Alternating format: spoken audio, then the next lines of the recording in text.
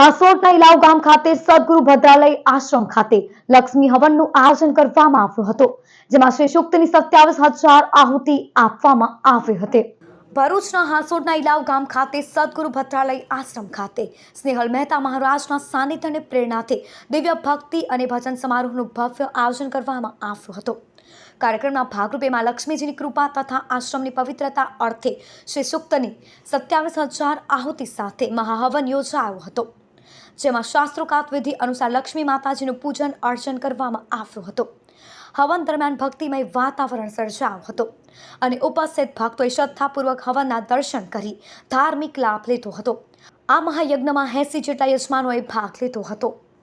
આજે માતાજીની કૃપાથી ખૂબ સરસ શ્રી સૂક્તની 27,000 આહુતિથી શ્રી યાગ આપણે અહીંયા આગળ આયોજન કર્યું છે। આ આયોજન કરવાની પાછળ હાલના સમયની અંદર આખી દુનિયામાં જે કંઈ પણ તકલીફ ઉત્પન્ન થઈ છે અને લોકોના મનની અંદરથી શાંતિ જતી રહી છે અને લક્ષ્મી નથી, તો બધાને શ્રી એટલે કહેતા કે શુભ લક્ષ્મીની પ્રાપ્તિ થાય, સર્વનું કલ્યાણ થાય, સર્વની જીવનની અંદર પ્રગતિ થાય, એ હેતુથી આ યજ્ઞનું આયોજન કરવામાં આવ્યું છે।